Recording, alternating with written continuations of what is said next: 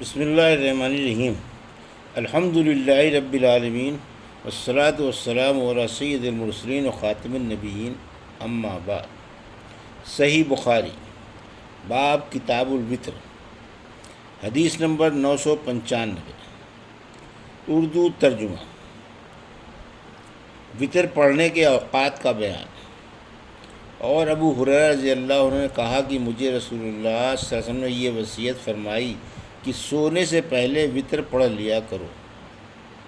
ہم سے ابو النعمان نے بیان کیا، کہا کہ ہم سے حماد بن زید نے بیان کیا، کہا کہ ہم سے انس بن سیرین نے بیان کیا، کہا کہ میں نے ابن عمر رضی اللہ عنہ سے پوچھا کہ نماز صبح سے پہلے کی رکعتوں کے متعلق آپ کا کیا خیال ہے؟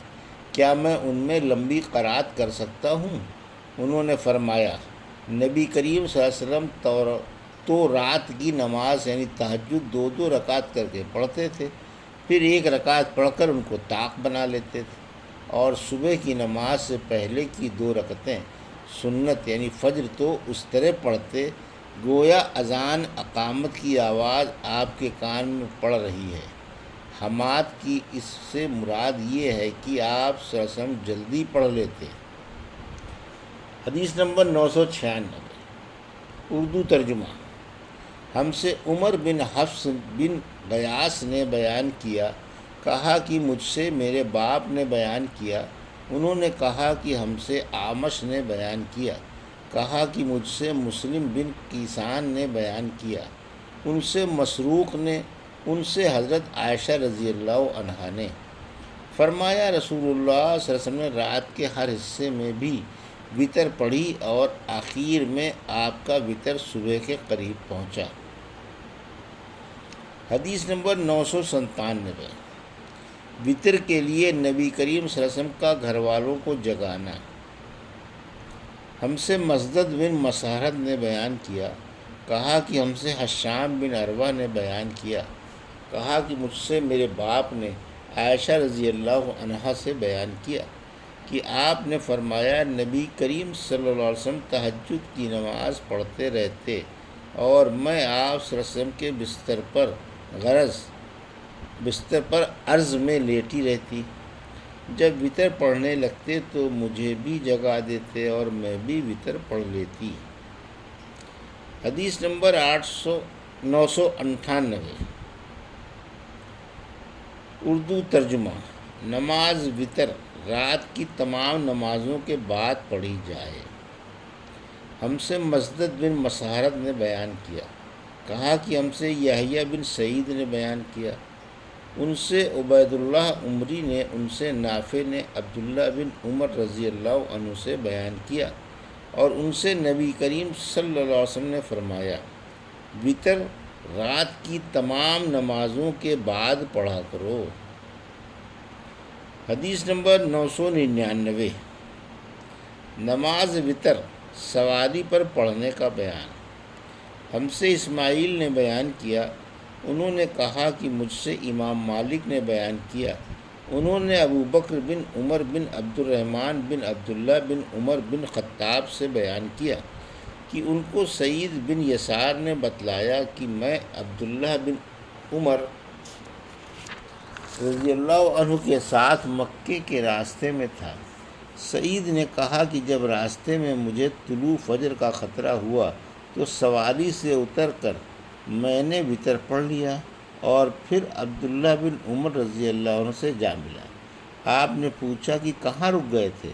میں نے کہا کہ اب صبح کا وقت ہونے ہی والا تھا، اس لیے میں سواری سے اتر کر وتر پڑھنے لگا۔ اس پر حضرت عبداللہ بن عمر رضی اللہ عنہ نے فرمایا، تمہارے لیے نبی کریم صلی اللہ علیہ وسلم کا عمل اچھا نمونہ نہیں ہے؟ میں نے عرض کیا، کیوں نہیں؟ بے شک ہے۔ آپ رضی اللہ تعالیٰ نے بتلایا کہ نبی کریم صلی اللہ علیہ وسلم تو اونٹ ہی پر وتر پڑھ لیا کرتے تھے۔ حدیث نمبر 1000، اردو ترجمہ۔ نماز وتر سفر میں بھی پڑھنا۔ ہم سے موسیٰ بن اسماعیل نے بیان کیا، کہا کہ ہم سے جویریہ بن اسماء نے بیان کیا، ان سے نافع نے اور ان سے عبداللہ بن عمر رضی اللہ عنہ نے، کہ نبی کریم صلی اللہ علیہ وسلم سفر میں اپنی سواری ہی پر رات کی نماز اشاروں میں پڑھ لیتے تھے، خواہ سواری کا رخ کسی طرف ہو جاتا آپ صلی اللہ علیہ وسلم اشاروں سے پڑھتے رہتے، مگر فرائض اس طرح نہیں پڑھتے تھے اور وطر اپنی اونٹنی پر پڑھ لیتے۔ حدیث نمبر 1001 اردو ترجمہ۔ وطر اور ہر نماز میں قنوت رکوع سے پہلے اور رکوع کے بعد پڑھ سکتے ہیں۔ ہم سے مسدد نے بیان کیا، کہا کہ ہم سے حماد بن زید نے بیان کیا، ان سے ایوب سختیانی نے، ان سے محمد بن سیرین نے، انہوں نے کہا کہ انس بن مالک رضی اللہ عنہ سے پوچھا گیا کہ نبی کریم صلی اللہ علیہ وسلم صبح کی نماز میں قنوت پڑھا ہے؟ آپ رضی اللہ عنہ نے فرمایا ہاں۔ پھر پوچھا گیا کہ کیا رکوع سے پہلے؟ تو آپ نے فرمایا رکوع کے بعد تھوڑے دنوں تک۔ حدیث نمبر 1002 اردو ترجمہ۔